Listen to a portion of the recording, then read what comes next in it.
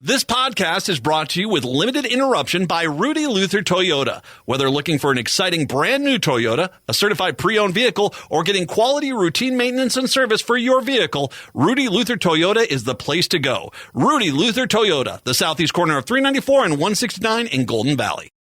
Subscribe to the podcast Beyond Politics. They host some of the biggest names and smartest minds.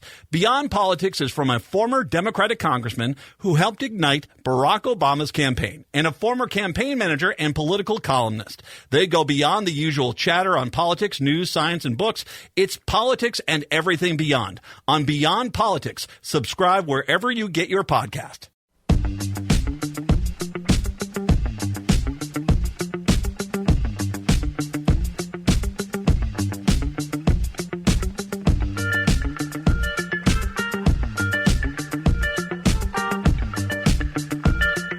Coming to you live from AM 950, the Progressive Voice of Minnesota, also being simulcast on WCPT 820 Chicago Heartland Signal and 1150 AM KKNW in Seattle.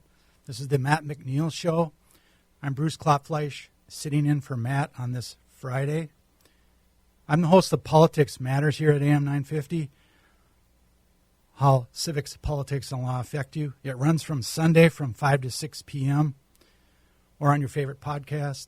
Feel free to check out my show. You can find it on the station website as well. If you would like to call in with a question during the show, the number is 952-946-6205. That's 952-946-6205. If you would like to leave a comment or email in a question, you can send it to comment@am950radio.com. So there's all kinds of stuff going on in today's news. First one being, of course, that the Democratic National Convention just finished last night with Kamala Harris's acceptance speech. So, Patrick, did you happen to catch the DNC? I saw quite a bit of it. Of course, I saw Governor Tim Walz give his acceptance speech for vice president. Kamala Harris last night accepting the presidential nomination. I saw some of the scattered speeches in there as well. I kind of like when Roy Cooper came on last night. I'm the last guy between you and Vice President Harris.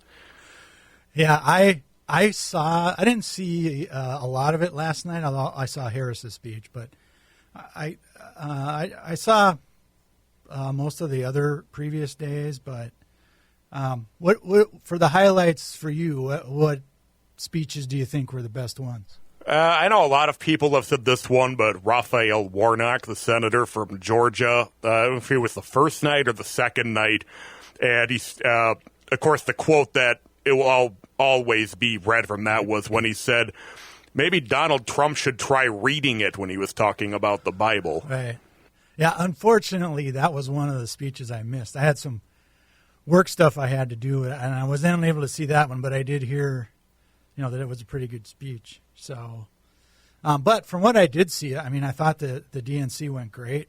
I've been watching the DNC for a number of years, so I'm going to be dating myself a little bit here, but I actually started watching this stuff back in the 1980s.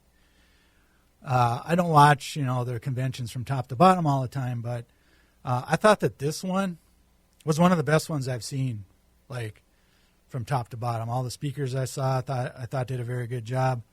Didn't know that there really was a bottom. Occasionally there's some speakers who don't do very well, or some of the themes they talk about don't really go well with the convention. But didn't really see that in any of the speeches that I watched.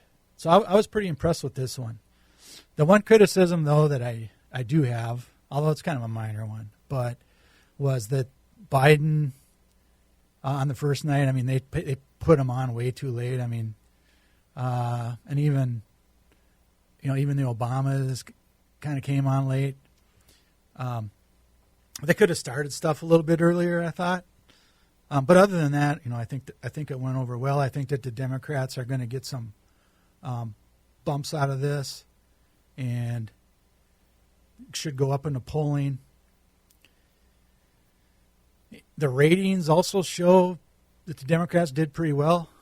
They beat the RNC, from what I could see for the first 3 nights. They got better ratings all 3 nights, which, of course, is driving Donald Trump crazy. So he's been rage tweeting, every night basically, calling into Fox News, complaining and whining about things, just trying to get any kind of press that he can get. I heard he was making the rounds last night. He was on Newsmax as well, just looking for anybody who would take his phone call. Obviously, all those right-wing networks are going to drop everything when Donald Trump calls, but he was pretty much whoever would get him on last night, he was trying to get on with them to just rage. I even saw some segments where, I think it was Fox, where they actually cut him off and had to correct him from some of the things that he said. I think that there millions of dollars they had to pay out in that lawsuit that they settled is affecting at least a little bit. They're doing a little bit of fact checking, I think. So, but I think this is just going to keep going on, especially after the debate. I'm sure he's going to be doing all kinds of calling and complaining and all that sort of thing. So. Some of the things that I did like were that I like how they had 2 or 3 speakers come out, talk about each issue, like guns was one of them, and climate change, and the border, and unions. I mean, they did all kinds of things that the Democrats support during those 4 days. I liked how they brought in some celebrities. Now, ordinarily, some people are like, well, why are you bringing in celebrities to do this? But they brought in some celebrities, and they also brought in some influencers. And they did this, I think, to help appeal to the younger voters. If you look at voter turnout rates, the younger voters typically have the lowest number. So in order to get more votes, I think they are trying to get, they're able to get more votes from the younger people. So bringing in the celebrities and the influencers, I think, was a good move on their part. Hopefully that'll turn into better turnout from the youth ages when the election comes. So on the first night, I liked AOC and Jamie Raskin and Jasmine Crockett. And the reason that I like theirs, besides the substance of what they said, but I like that they were trolling the Republicans. I think that the Democrats need to do more of this during the campaign. I think people are paying attention to this. I think it's easier to remember good trolling, so to speak. And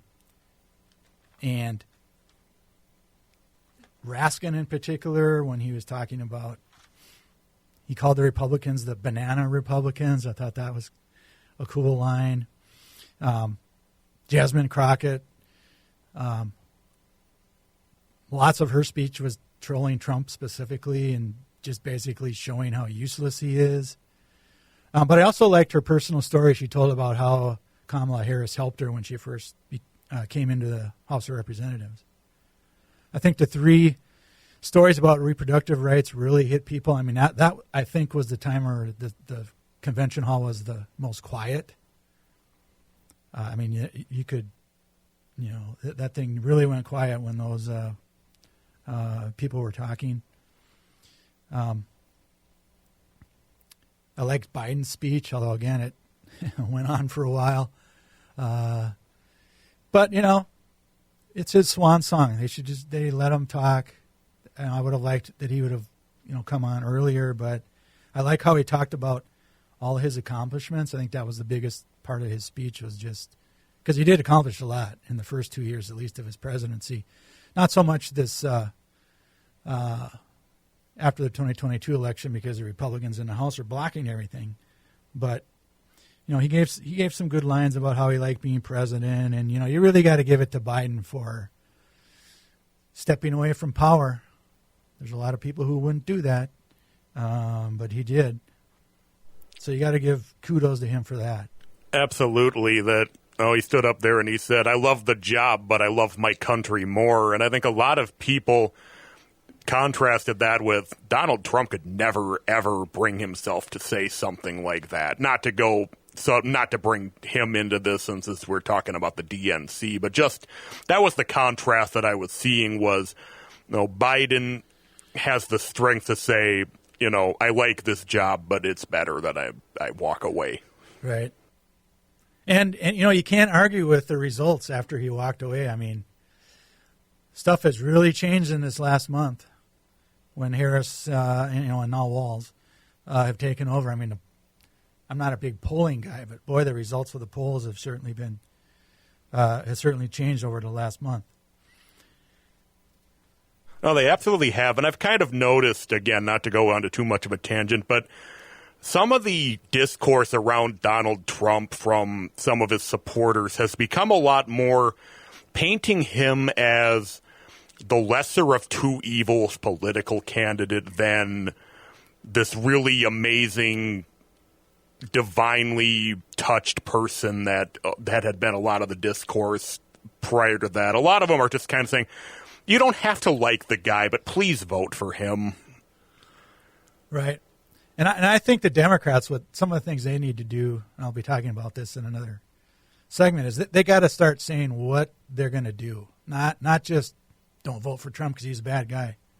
They got to come up with some of the policy things that they're that they want to do. Yep, I made that last point because you talked about the polls, that I think maybe there are just some things that are kind of scaring the Trump side. That's why I mentioned that story. I didn't just try to pull that out of nowhere. I was trying to tie that into the polling that suddenly, that's why I brought that up. So, yeah, I think that's definitely something, though, that Harris needs to bring up she needs to talk about more policy, more concrete policy. Right.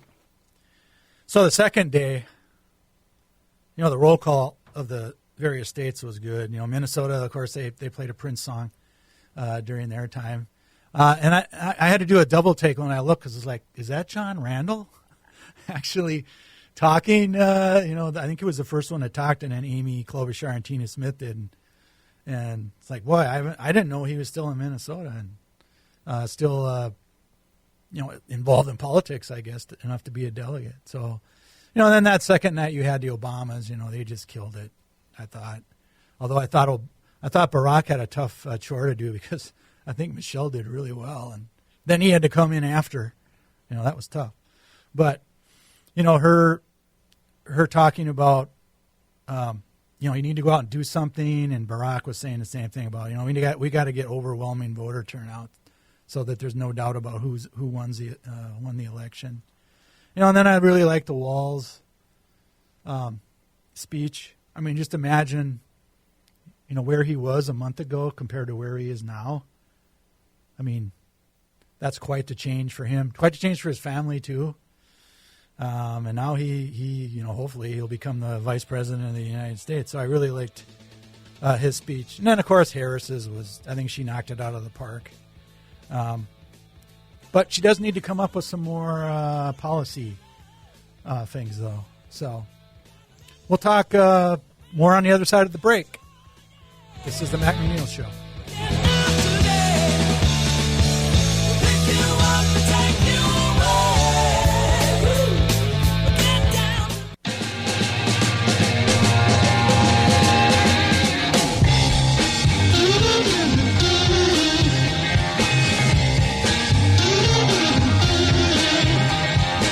Welcome back to the Matt McNeil Show. I'm Bruce Klopfleisch, sitting in for Matt today. Feel free to listen to my show, which runs from Sunday from 5 to 6. It's called Politics Matters, How Civics, Politics, and Law Affect You. Patrick, I see we have a phone call. Yes, we do. Gary it's in our Minneapolis. fan favorite, Gary in Minneapolis. Right. Welcome to the show, Gary. Thank you, Patrick. I guess I saw that Trump is crying about Democrats getting personal, and I guess what I'd say is he can dish it out, but he can't take it. Oh yeah, he loves to complain. He loves to be the victim, and he just can't handle it when people start giving it to him. I want to say something. Like a lot of people, I'm really feeling good about the election and positive, but people got to remember what happened in 2000. I mean, Gore actually had a few more votes after the recount. It was over with because of the judges. Just don't underestimate the American people. They're capable of anything, so we can't be feeling too positive about that. We think we're going to win. But I got a question for you. Okay, go ahead. Yeah. If she gets in there, let's hope she does, is he going to be able to be prosecuted at all? I hope they can prosecute the heck out of him. He's done so much damage to the country. Well, I think that depends on some of the decisions that the judges make on some of his current cases that are in court already. I mean, if you don't prosecute him, they found it out with Nixon. They keep doing it over and over. They keep getting worse and worse. But Jack Smith, all the power to him. Yeah. I guess that's it. You can go on to the next guy or next issue. All right. So thanks for calling, you so Gary. much, Bruce. All right. See ya. Yeah, just to finish on that, I think that's going to depend on the judges.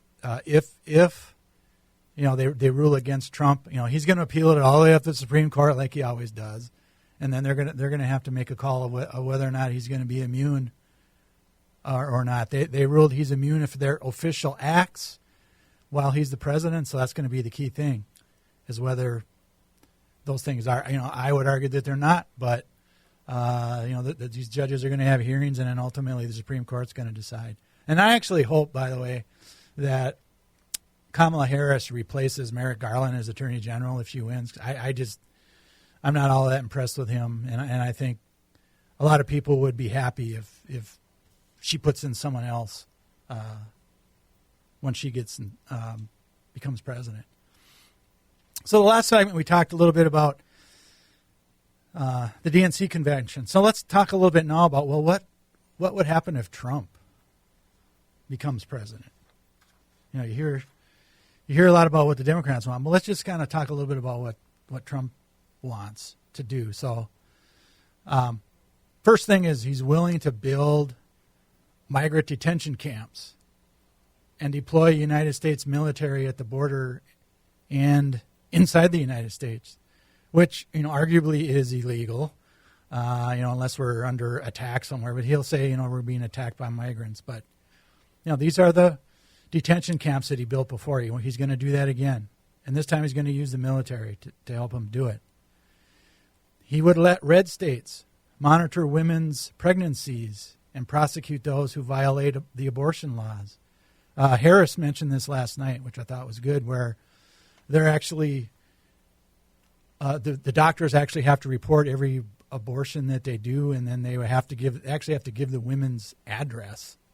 That's part of what's in Project 2025, because they're going to try and come after them if they leave a state that has it as a crime to leave the state to have an abortion.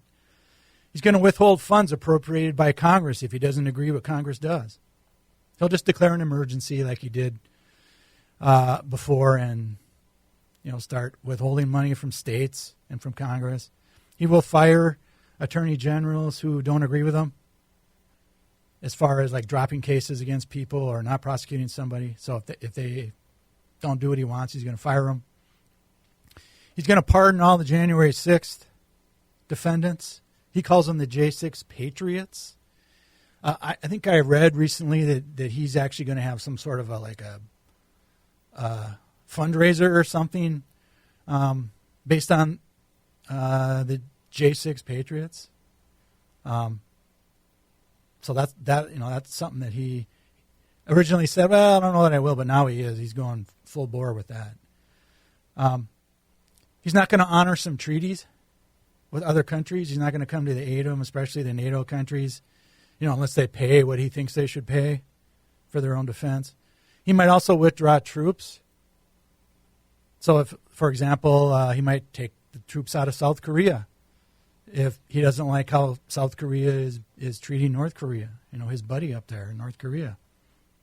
He's going to gut the United States civil service system, so he's going to have a loyalty test here where if you don't agree with his political leanings, you're going to get fired. And at any point after that, you can get fired if he doesn't like what you're doing. He's going to deploy the National Guard to American cities as he sees fits. So, this is what he wanted to do during the George Floyd riots in Minneapolis. At least that's what he claims he wanted to do. But he'll start deploying the National Guard to cities for God knows what reasons. Another one is they're going to try and certainly do more voter suppression or more voter intimidation.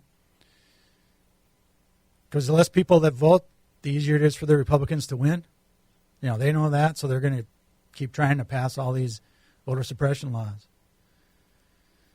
He said that he would seek retribution against his enemies, like Fonnie Willis, who's prosecuting him in Georgia, Alvin Bragg, who was the one that convicted him on his 34 felony counts, and of course Joe Biden claims he's going to go after Joe Biden. Integration, he's going to reinstate the wall. He's going to try to build more of the wall. He's going to reinstate the policy to keep them in Mexico while they're applying for immigration. He's going to expel people even if they're applying for asylum. He's just not going to let them in. I'm sure he'll declare a national emergency there because that's all you hear them talking about is the border, the border, the border. He won't veto a federal abortion ban if the Republicans take over the House and the Senate. They're going to push that through. He wants his 2017 tax cuts extended. More for the rich people, less for us. One of his crazy ideas is putting tariffs on all imports. And that's going to be more than 10% tariffs on everything that's being imported into the United States. You hear a lot of economists shaking their heads and saying that this one just isn't going to work. But that doesn't stop him from bringing it up. So these are just a partial list of some of the things Trump said that he's going to do if he becomes president. So just keep that in mind. I think the Democrats got to come up with some ideas as how to stop these things. So you're listening to the Matt McNeil Show on AM 950, the progressive voice of Minnesota.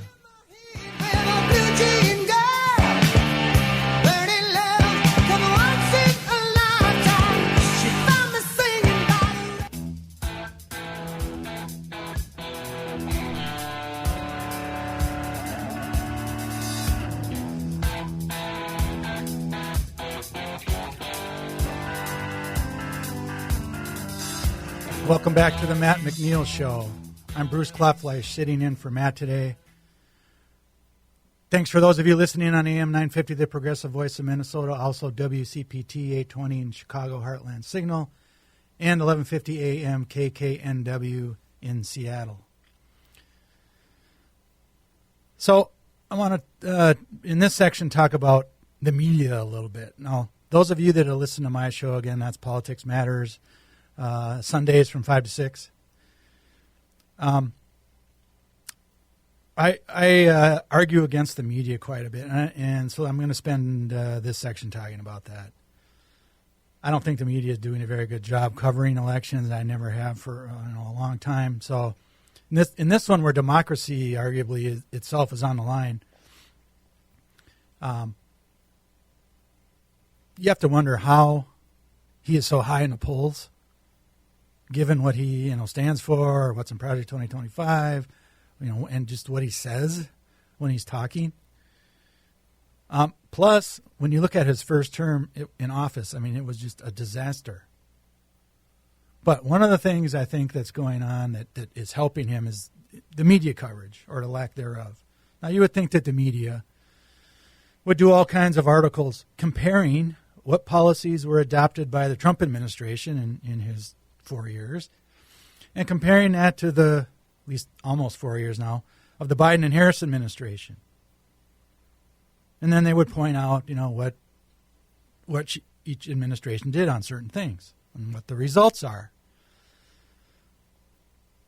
And they could just do this in an article and point out the differences. I haven't seen, at least I don't recall, any articles like this. in the media. Every once in a while, you'll see something on like one issue or something, but nothing really in depth. And they should be doing more of this to inform the people about. This is what, Trump did. This is what Biden and Harris are doing. Isn't that the purpose of the media, to inform the public? Well, not exactly. If all the media is doing is acting as a stenographer. Now, those of you that listen to my show, I talked about this previously, where when I mean stenographer, it's just like they're just simply writing what people said. And that's it. It's like, they don't give any context. They don't do any fact checking. They don't do any pushback. All they're doing is just writing down what they said and then printing it in an article. Or they're going to the Associated Press and they're just putting that in their article. Now, I think if they started doing more of these comparison articles, it would be no contest on which administration has improved the lives of everyday Americans. So I did a segment on one of my previous shows about how the economy under Democrats has done better than they did under the Republicans. And I talked about 7 of the main indicators of the economy. And out of those 7, Biden and Harris did better on 6 of them than when you compare them to the Trump administration. Now, the one that Trump did have lower numbers in was inflation, but that number's been coming down. And I believe today the Federal Reserve Chair, Jerome Powell, said that, although he didn't give a number yet, but it sounds like they're going to cut the Federal Reserve rate because the inflation rate is continuing to come down like he hopes it does. So under Biden-Harris, GDP was up more, the gross domestic product, which is the output of the economy. There was less national debt, at least so far. Again, Biden has some months left here. More job growth, more wage growth. The stock market hit records, and there was less unemployment. Do you see the press reporting about this? No. The U.S. economy is the envy of the world right now, but you wouldn't know that by what the press is covering. Plus, the last 2 recessions that we have had were brought to you by the Republican presidents when they left office, George Bush and Donald Trump. And they've left it to the Democrats to get us out of it. But you wouldn't know that by what the press is reporting on. Here's a few other things to look at. Violent crime is down under Biden-Harris. You hear Trump whining all the time about, the crime rate's up so high. No, it's actually down. Infrastructure spending is up under Biden-Harris. I mean, I can remember every week during the Trump administration, it was infrastructure week. Well, he never got it done. Even when the Republicans had 2 years of having the House, the Senate, and the presidency, they didn't do one.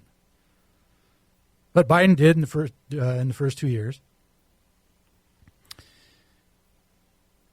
Biden has reduced the student loans for some people, despite what the Supreme Court did. The Supreme Court, Biden did this first attempt with a lot more money being forgiven. The Supreme Court said, no, you can't do that.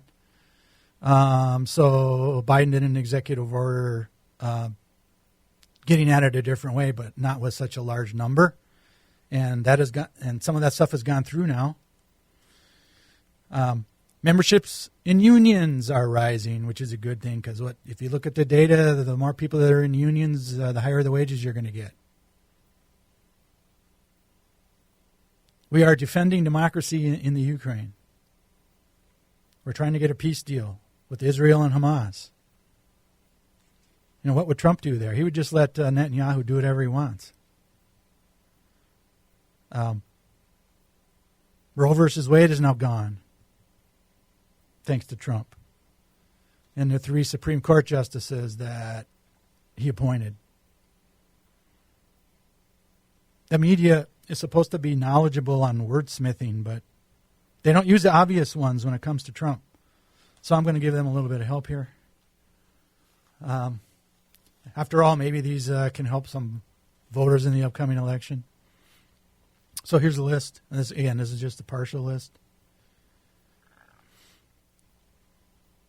In insurrectionist, election denier, pathological liar, corrupt, adjudicated rapist, a convicted felon 34 times, a racist, an adulterer multiple times, declared bankruptcy multiple times, con man, a tax cheat, kisses up to dictators, wannabe dictator. I mean, he said he's going to be dictator on day one if he gets elected.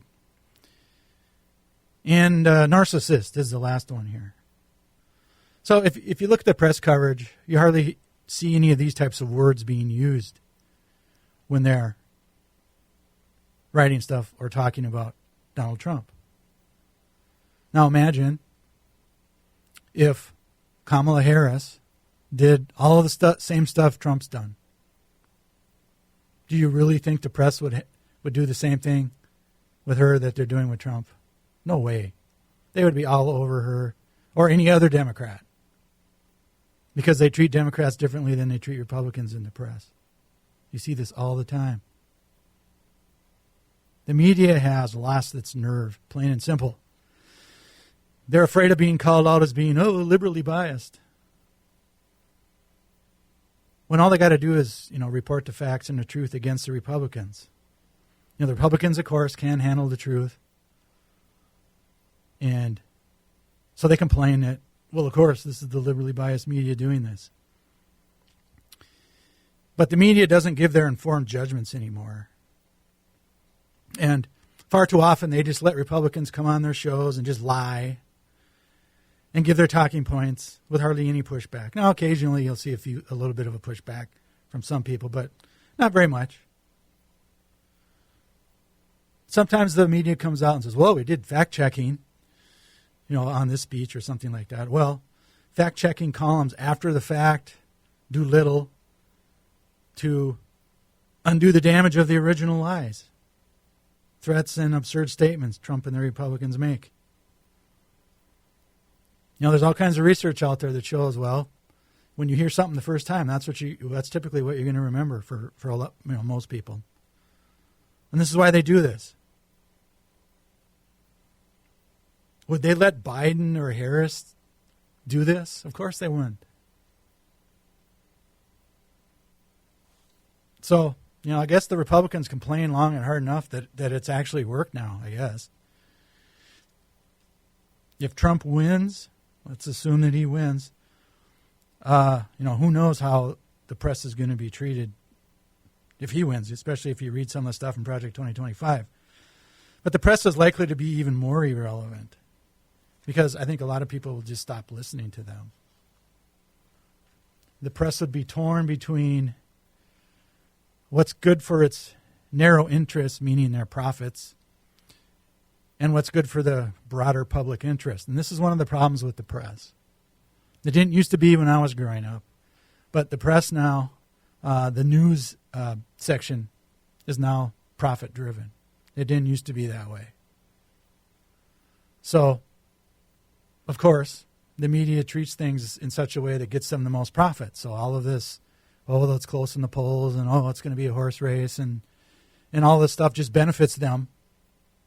And that's how they make more money. But I think a lot of people are picking up on that now. They're figuring it out that, they're not really doing that good of a job. And if you look at some of the poll numbers done on the press, their numbers are, low. Maybe not as low as Congress's are, but they're pretty low. Because it looks like the press is trading their long-term credibility for the short-term gain for, the profits. So will they continue to cover Trump like they have been just for getting their profits? Or will they change and risk some of their profit, but inform the public a lot better? I think that's what some of the press need to really think about that question. But we got to remember, the press is not going to be the one to save the democracy. It's got to be us. Now, it's got to be us being, going out to the polls and voting.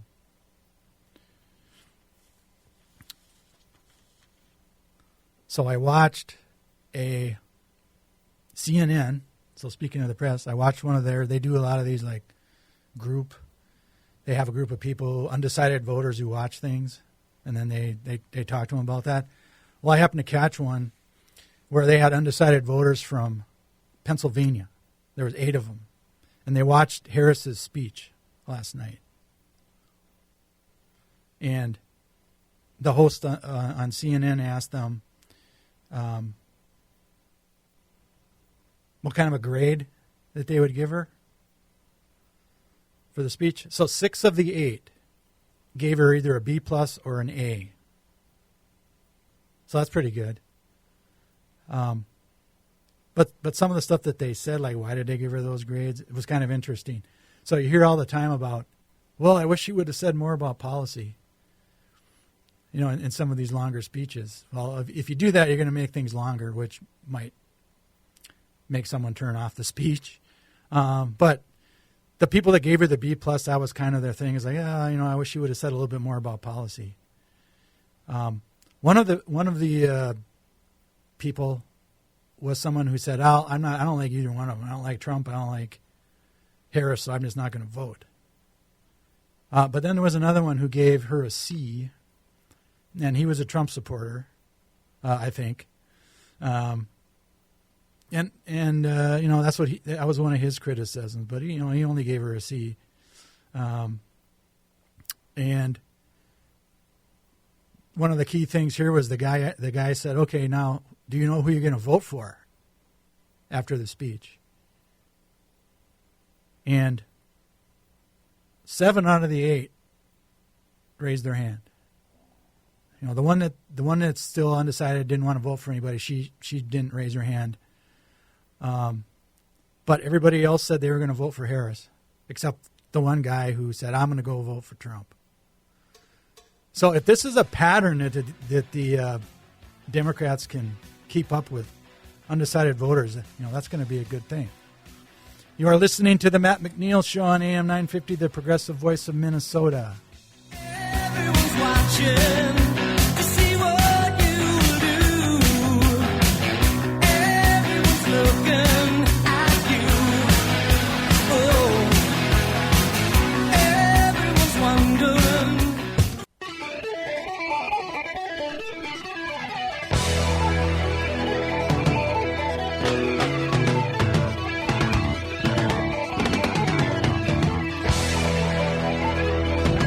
Welcome back to the Matt McNeil Show. I'm Bruce Klopfleisch, sitting in for Matt today on AM 950, the progressive voice of Minnesota.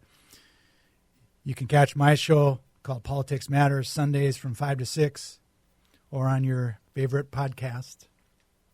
So thanks for sticking with me today. So we've talked a little bit about the DNC. We talked about some of the Trump policies, talked about how the media should do a better job, I think. So what do you think the Democrats should do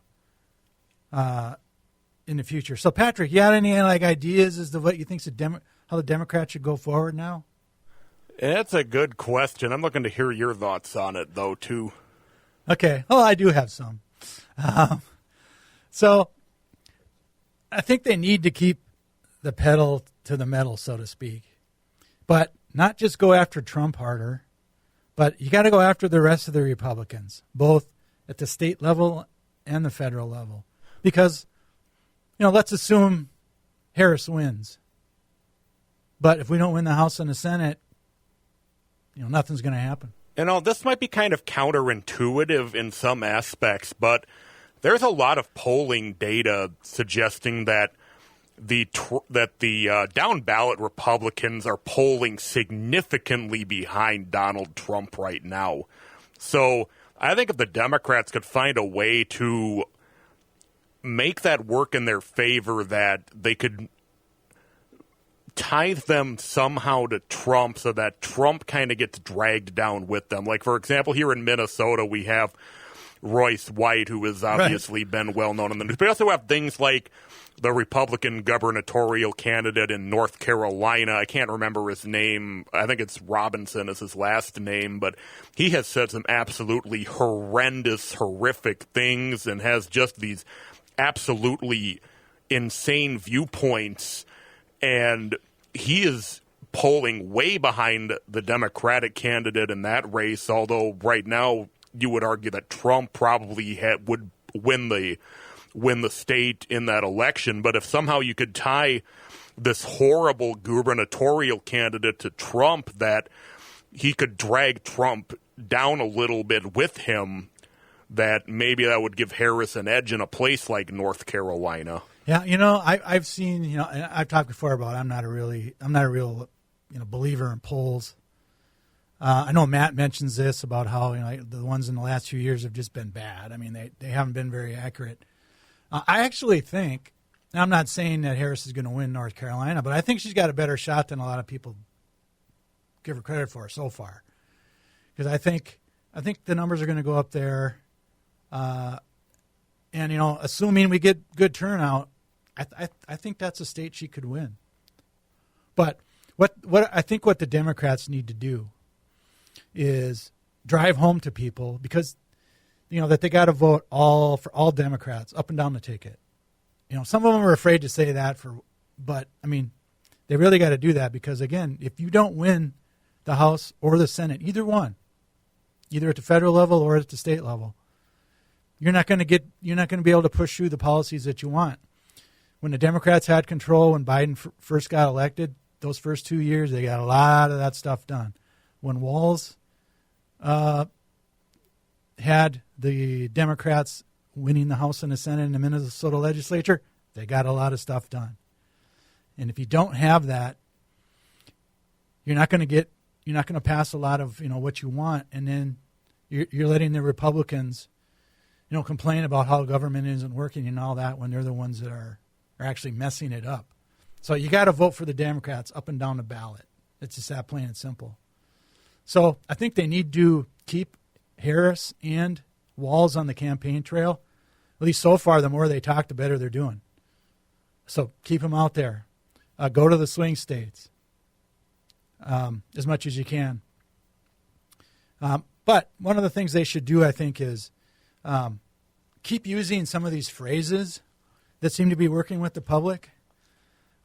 Like Walz's comments about things, they're just weird. And the Republicans have really done nothing to dispel the notions of being weird. If you've seen some of the little things, a lot of things that they say, but also some J.D. Vance supporters had a very unique item that I probably should not discuss on air, but it was very much out there in the public, and you're just like, they're doing absolutely nothing to not even just weird, but just creepy. And why would I want to be associated with this? Why would I want these guys to run the country? Yeah, so you got to keep that up, because you're right, Patrick. They haven't really come up with any response to this yet. Keep going with we won't go back. I mean, that's been resonating a lot. When we fight, we win. I really love Walz's "mind your own damn business." And the way he says it, I think that really resonates with people too. To kind of go back to what you were saying a moment ago with the keep the pedal to the metal. Walz on Wednesday night, he said, we have, I forgot how many days are left for the election, but he said, we just got to do the work. You can sleep when you're dead. Yeah. And then another thing they got to do is you got to keep pushing on the abortion, reproductive rights, contraception, issue. I think that is a winner for you too. And of course, keep talking about freedom. I mean, a lot of those speeches at the DNC, they kept talking about freedom a lot. So they need to keep doing that.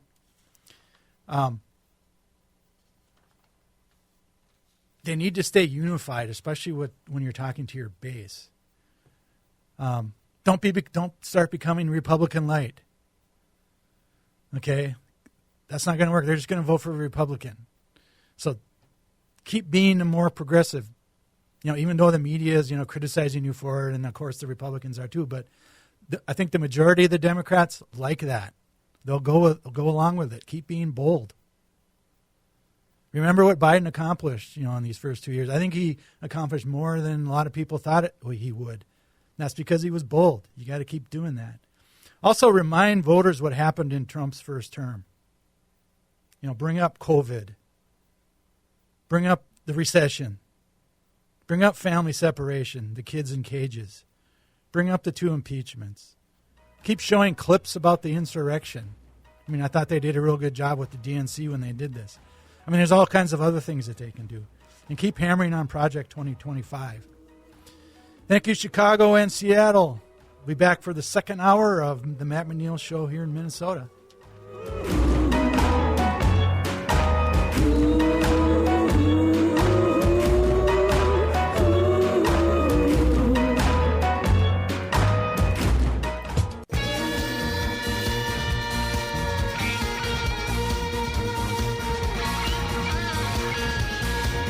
Welcome back to Hour 2 of the Matt McNeil Show. I'm Bruce Klopfleisch, sitting in for Matt on this Friday afternoon. So, I thought I'd start out this section talking about some political things that just happened this week, in no particular order, but just some stuff that I saw going over the news. First one just happened today. So I haven't really read too much about it, but apparently, to nobody's surprise, Robert F. Kennedy Jr. has now dropped out of the presidential race and endorsed Trump. So Patrick, are you surprised at all by this? No, I'm really not. I think there have been rumblings for a while, and I think it was also somewhat clear if you've been reading between the lines that Trump really wanted RFK Jr. out of the race because I think it was pretty clear that that was going to be who RFK Jr. was going to be taking votes away from more than the Democrats was Donald Trump. So I think allegedly, it was a couple weeks ago, they had a conversation about, I don't know if it was something about a cabinet position or something right. That I think they had some contact because Trump was trying to do something to get RFK Jr. to get out of the race. And so, of course, then today, as he was saying, he officially dropped out of the race and he officially endorsed Donald Trump. And I'm kind of curious, though, how much of an impact that will make because RFK Jr. was polling a good 5, 6, 7% in a lot of cases. Maybe that's a little high, but it wasn't nothing that he was pulling in. So, I think some of those people will go to Trump. Some of them will probably just say, no, not interested, not vote for a candidate or go somewhere else. Maybe a few of them go to Harris, but certainly I'm not sure it's insignificant, but I think we'll have to see how it plays out too. Yeah, I'm sure they'll start doing polls soon enough on this. Of course, that's what the media likes to do here. I know he, that RFK is complaining that I went to talk to Harris and she didn't offer me anything or she wouldn't even talk to me. Well, I wonder why that is, RFK Jr. Come on. The stuff that you're talking about, especially the anti-vax stuff, Harris is not going to want you or put you in her cabinet or anything like that. So, yeah, I don't know that it's going to make that big a difference. Plus, he wasn't going to be in all 50 states on the ballot anyway. So, some people may keep voting for him anyhow. So that'll be like a wasted vote. So, another thing that happened is, again, I'm going to date myself here a little bit. Phil Donahue passed away at the age of 88. I remember watching his show. He had a daytime show, and he was one of the, if he wasn't the first, I think he might have been, to have a political talk show where he had audience participation, either people asking questions in the audience or phone calls. And usually he had one person on the show for the whole hour. And this ran for, I think it was 26 years. And he won that show won 20 Emmy Awards for that. So President Biden even gave him a Presidential Medal of Freedom in May. So sad to hear that. I remember watching his show, and I mean, he kind of started the audience participation side of political shows. To nobody's surprise, really, George Santos. You remember that name? Pleaded guilty to aggravated identity theft and wire fraud. His trial was supposed to start, I believe, early next month, but I think he came to some deal with the feds, where he's pleading guilty to 2 felony counts. He was charged with 23 originally, so he's getting some kind of a deal here. It sounded like he's going to face at least 2 years in prison. We'll see if the judge gives it to him, but he might be going to prison. He's best known for he surprisingly won a congressional seat in New York. But during, it came out during the campaign he was lying about just about everything that he was, claiming.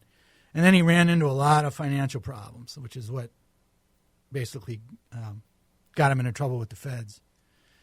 I mean, things were so bad that even Congress expelled him. I mean, even a lot of Republicans voted to expel him.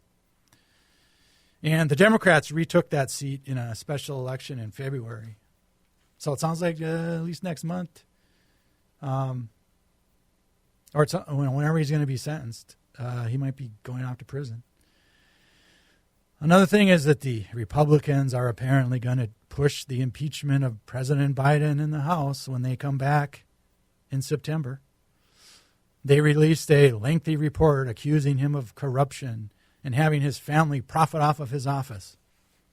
Of course, they did all this without any direct evidence, of course.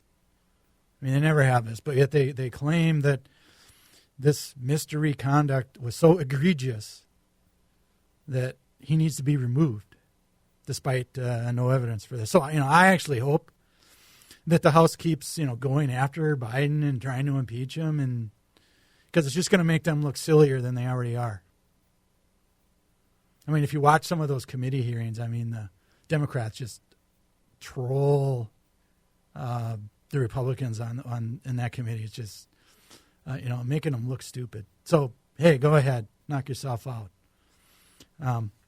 They released this report on Monday, timing it so that it would drop during the convention for the Democrats, but I don't think it had much of a splash. Another person who passed away recently was George Latimer.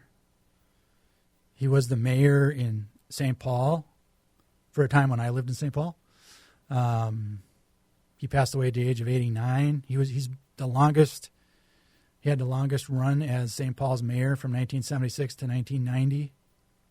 He actually won 6 elections for mayor, often by wide margins, even though at that time the Republicans had a stronghold in St. Paul for a while back, in those times. I would sometimes run into him at the elevator at the Ramsey County Courthouse when I worked there. And he's a guy who would talk to you. He and I had a few conversations while we were riding on the elevator. So, I mean, he had a lot of building projects during his tenure. That's one of the things that he's known for there. And he's also was on the St. Paul School Board. University of Minnesota Regent. He was dean of the Hamlin Law School.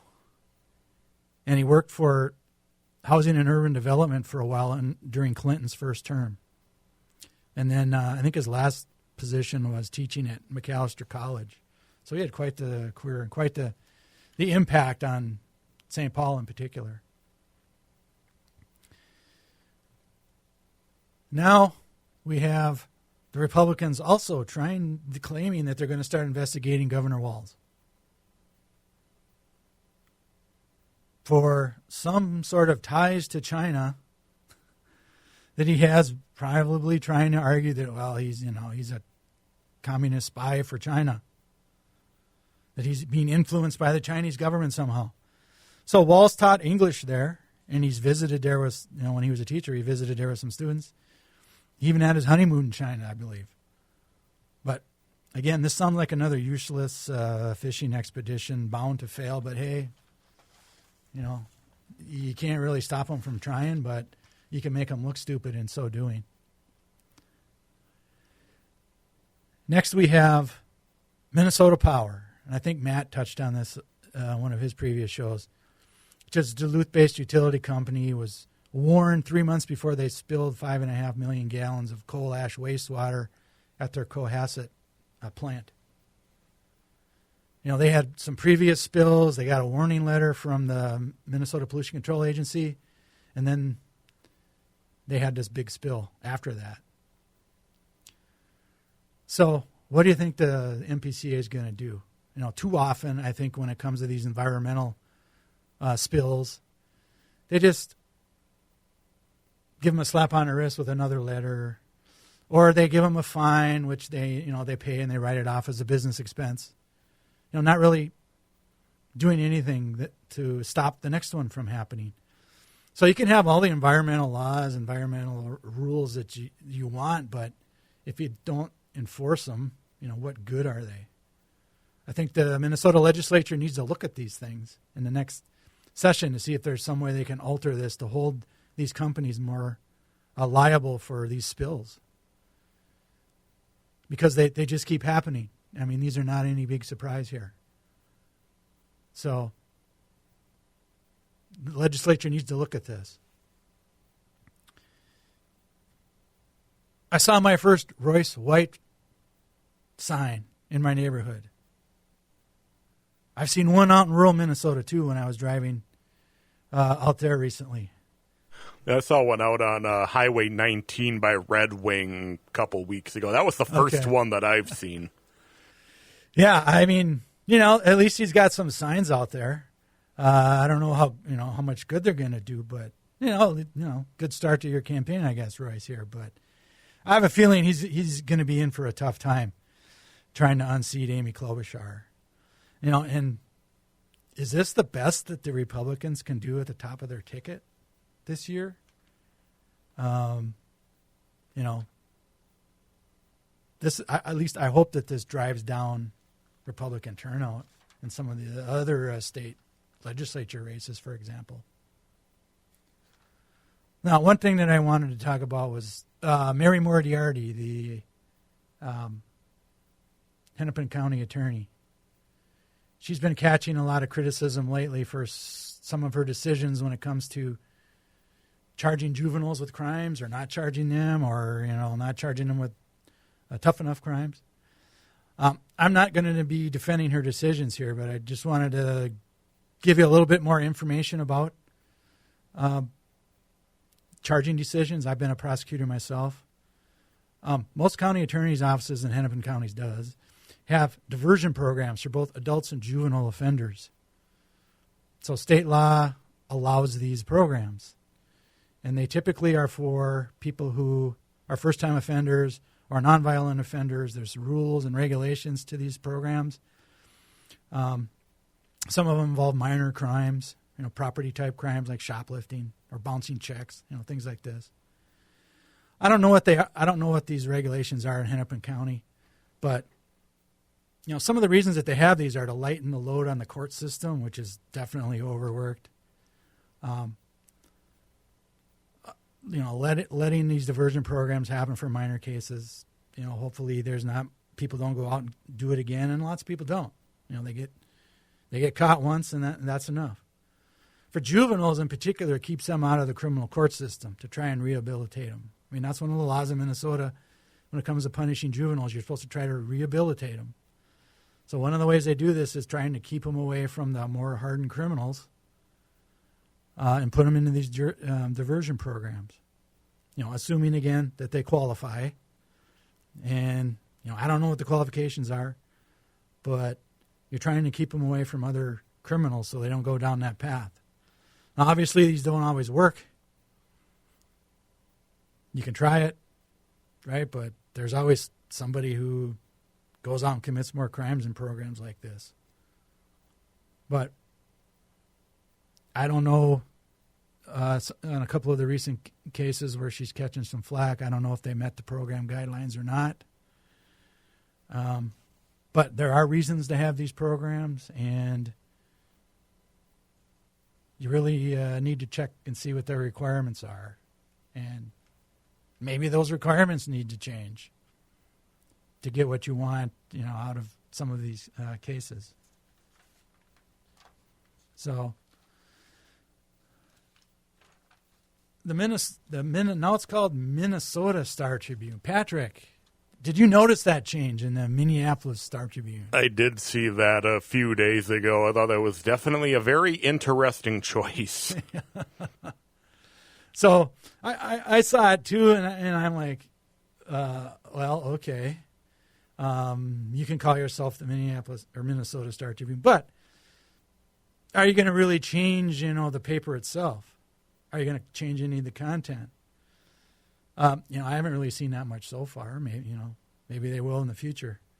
But one thing that I complain about and it's not just the Minnesota Star Tribune, but the St. Paul paper too, is too many of these articles are just reprints of other newspaper articles from other newspapers or from the Associated Press.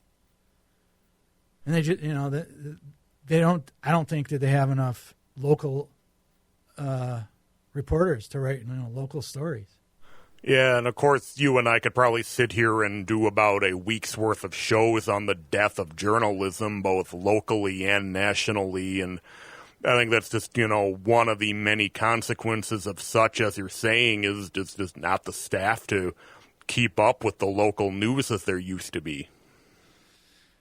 Yeah, and I'm just guessing here, but I'm assuming that this Minneapolis Star Tribune, I don't think that they would do this unless they were hoping to make more money, right?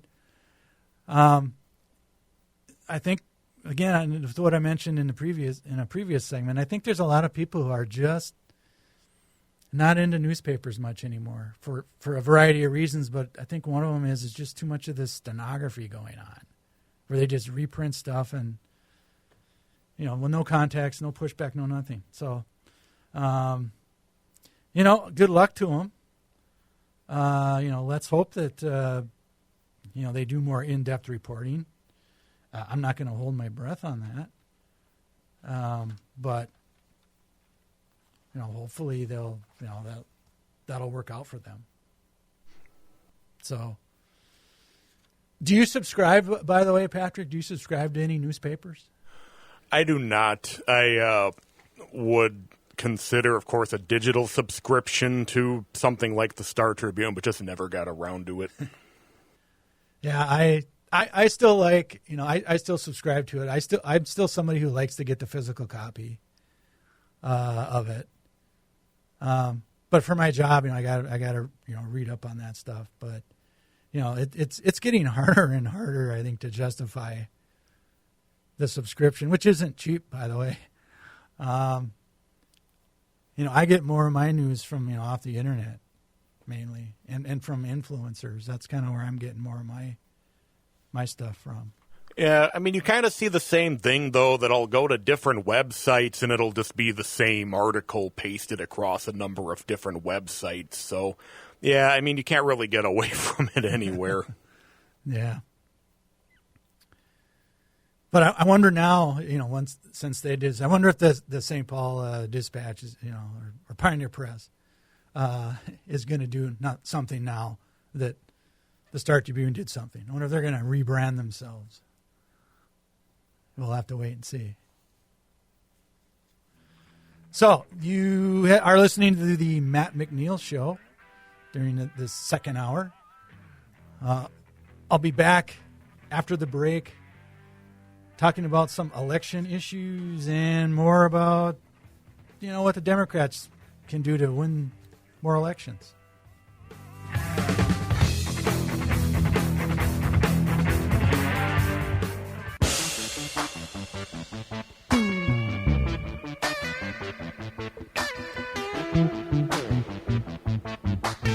Welcome back to the Matt McNeil Show on AM 950 Radio. This is Bruce Klopfleisch sitting in for Matt today. You can listen to my show, Politics Matters, Sundays from 5 to 6, or on your apps that you have for podcasts. For this segment, I'd like to talk about a couple things. One is some election issues. This is something that I think we got to watch out for. And that is what happens if some Republican counties in Minnesota or any state actually, but let's just say use Minnesota as an example, refuse to certify election results. After all, some Trump lovers tried this, in 2020. There's a lot more Trump lovers in some of these election boards around the country. So what's going to happen if they refuse to certify election results, whether that's, the Democrat winning or, even the Republican winning? They're just going to simply refuse to certify the election results. Matt has been talking about, there's a case out in Nevada that there was a county that Trump won, I think, with 82% of the vote, and they still had the election board chair ousted because they just had this radical view that every single person in the county should vote for Donald Trump, and anyone else that's not a legitimate vote, that's fraudulent. Yeah, some of this depends on what the state law is. I think somebody who did something similar to that in Arizona was actually charged with a crime.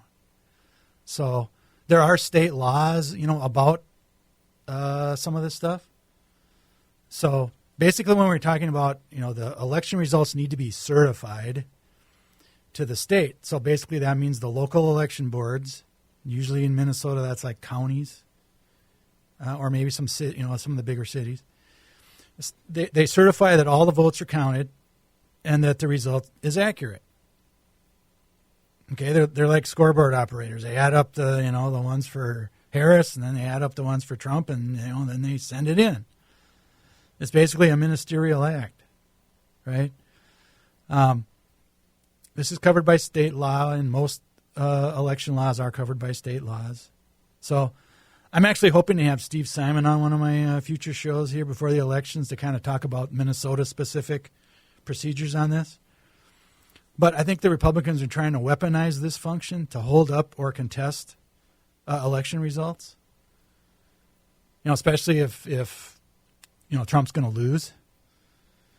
They'll just try and delay it as much as they can. So the state of Georgia, actually, their election board just passed some rules making contesting a election result easier. Now, this is going to end up in court, and some judge is going to have to make a decision on this. But a lot of states have laws where if one of these people just refuses to certify, you can get rid of them. Like they can be removed under the state law.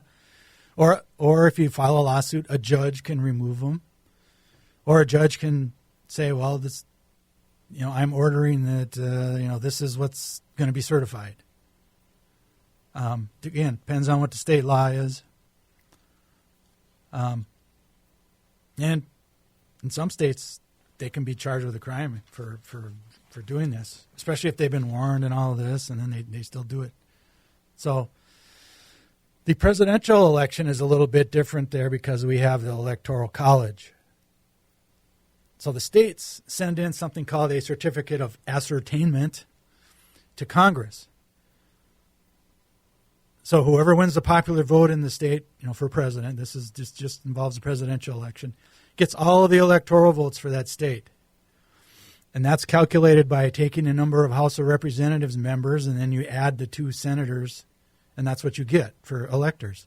So, for example, Minnesota has 10 electors because we have 8 House of Representatives members, at least right now we have 8. And then the 2 senators, add 8 and 2, and you get 10. That's what Minnesota has.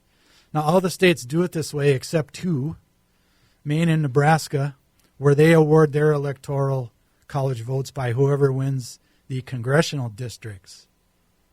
So this is why Walz was out in Nebraska recently, because they're trying to win that congressional district and get that electoral vote for Walz and Harris. And I know Trump had put pressure on the government of Nebraska to convene a special session and take that system out so it would be a winner-take-all in Nebraska like it is in the 48 other states that you had mentioned, which, of course, Trump would benefit from that because that would take that electoral vote away from Omaha.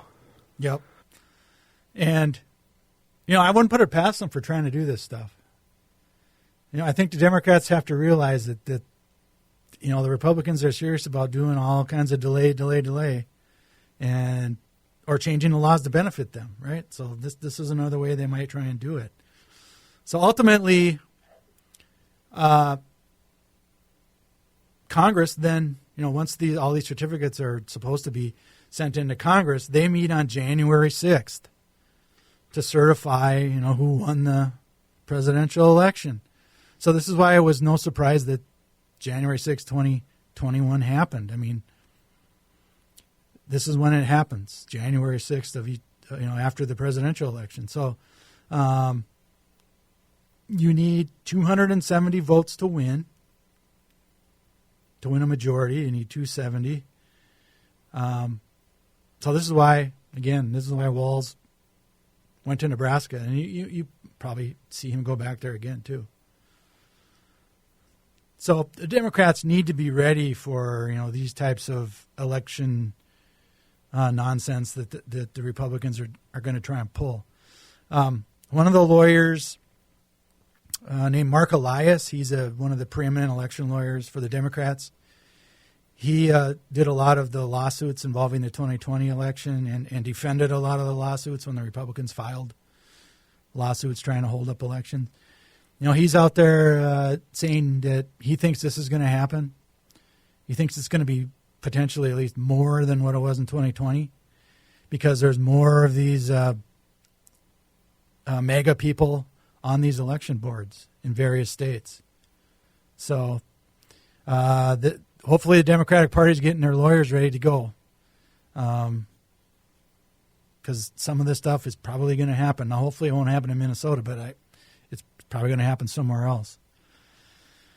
But he does say ultimately the law should win out in the end, although I'll add a caveat here. That depends on the judge you get. If you get a mega judge, don't be surprised if you lose that one.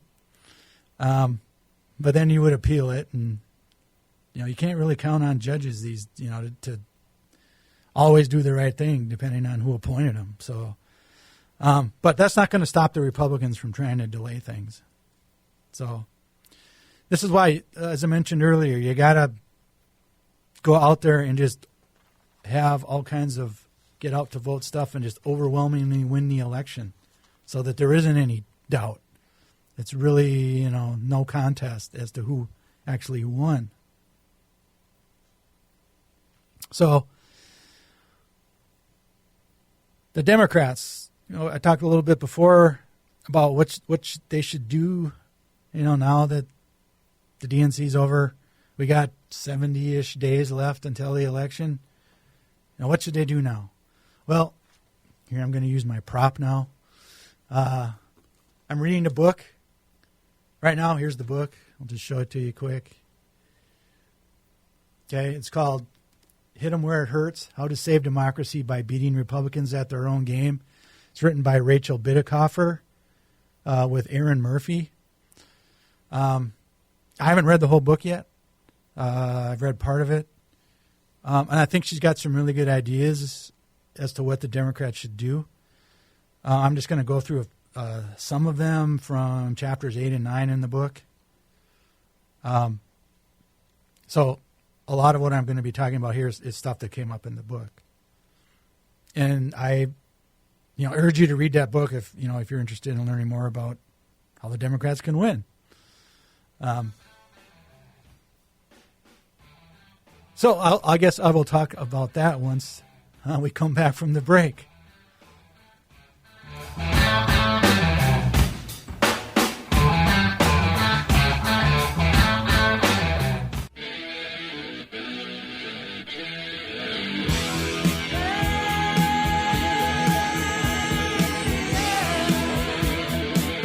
Welcome back to the Matt McNeil Show. I'm Bruce Klopfleisch, sitting in for Matt today on this Friday afternoon. Thanks for listening. So just before the break, I had held up, and I'll hold up this book again so you can see it again. So I'm going to talk a little bit about this book, which is called Hit 'em Where It Hurts, How to Save Democracy by Beating Republicans at Their Own Game, written by Rachel Bidikofer with Aaron Murphy. So Rachel Bidikofer is a political scientist, and she does some polling, and that's those sorts of things. And this book came out earlier this year, and I'm reading through it. I haven't gotten through the whole thing yet, but I want to talk about some of the stuff that's in Chapter 8 and Chapter 9 of the book, what deals mainly with branding. The Democrats aren't very good branders. That's part of her thesis in this book. So she's giving some ideas as to how to change those. You know, Trump and the Republicans are pretty good at it. So I'm just going to talk this segment about some of the stuff that's in those two chapters in her book. So one of the things she's talking about is the Democrats need to brand themselves as being the party of freedom. You know, which I think they're doing now. They're you know, maybe somebody read their book or read her book, and you know is doing this. But that definitely was a theme during the DNC, and I think it will continue to be a theme in their speeches and through the campaigns. You need to frame it so that you are the party that's preserving freedom, and also trying to enlarge in freedom, like make it bigger. So she suggests that you frame the issues in a way showing that Republicans are attacking our freedom. Like they're the ones that are trying to ban books, trying to ban abortions, you know, taking away your freedoms, trying to suppress your vote, trying to tell you who you can marry, trying to take away or at least limit your freedom of speech. So these are just some of the examples that of things where Republicans are trying to take away our freedom. So this is something that Harris and Walz need to keep up, because I think it's working. You know, say something like they've taken away your freedom, especially for women. Like they've now lost the rights they had under Roe versus Wade. What are they going to come for next? Right. So the next thing she suggests is that the Democrats take credit more for stuff that they do, and also give blame more to the Republicans. So they should take credit for all the laws, you know, that Biden passed that turned out, you know, that worked, like the $35 insulin for those on Medicare. But they also need to, you're taking credit for that, but also you need to give blame to the Republicans. So when you are talking like this, you should say that the Republicans voted against this. Right? Argue that, okay, this is something good that we did, but also blame the Republicans by saying, well, but they all voted against it. You know, all those things that were in the American Rescue Plan Act. Take credit for that stuff.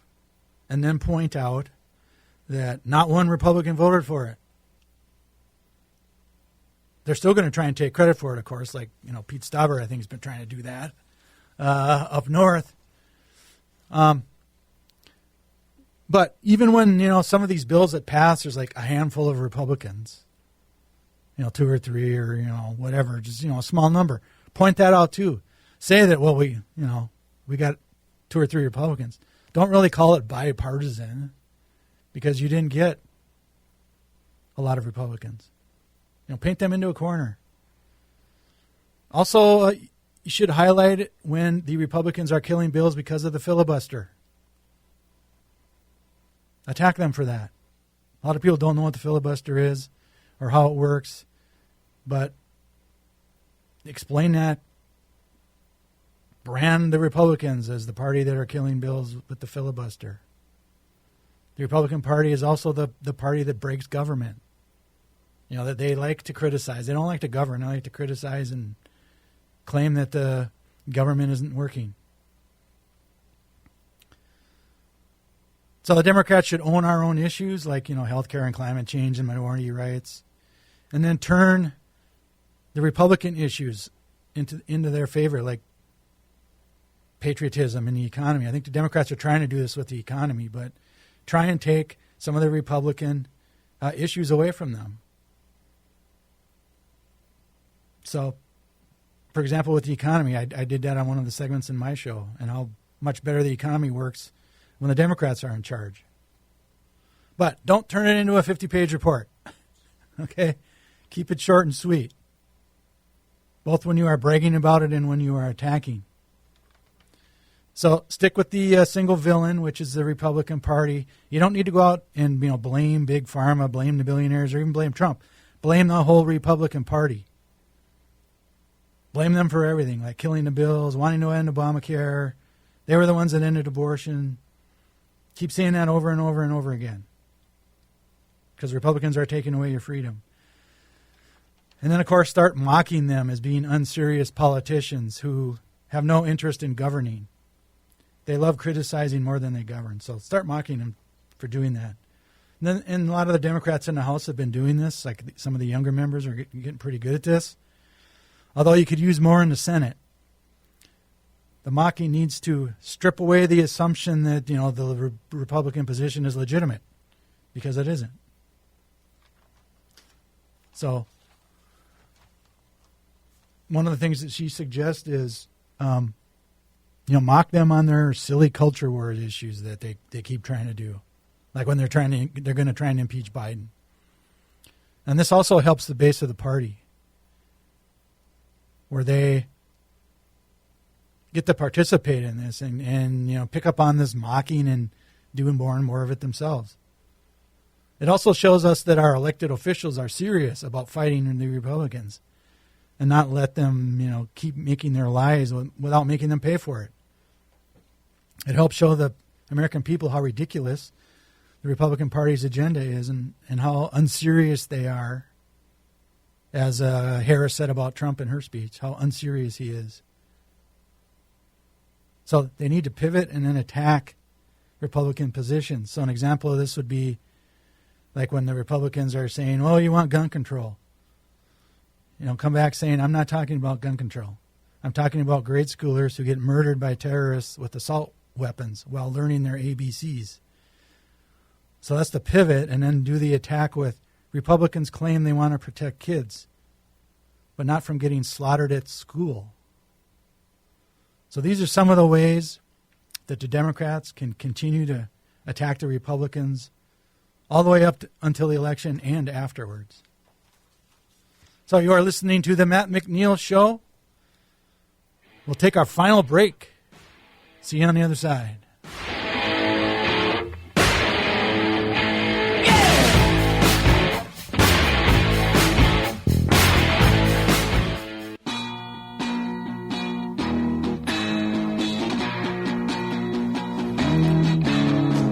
Welcome back for the final segment of the Matt McNeil Show today on this Friday afternoon. I'm Bruce Klopfleisch, sitting in for Matt. One last shameless plug for my show. You can watch it on Sundays from 5 to 6, called Politics Matters, How Civics, Politics, and Law Affect You. Thanks for listening today. So now that the DNC is over, we got roughly 75 or so days left before the election. We need to get ready. We Democrats need to get ready for the attacks that are going to start coming now from the Republicans. Now, thankfully, their attack so far, when the switch happened with Harris, hasn't really worked, I don't think. But we can't assume that something won't work in the future, so we got to get ready for it. Because the Republicans aren't just going to go away, right? They're going to try all kinds of different things. The lie machine, especially on Fox Lies Network, as I call it, is going to start going to work now. Well, because eventually, if things just don't start to stick, they'll completely make something up. That's how desperate they're going to get. They will completely fabricate it if they have to. Yep.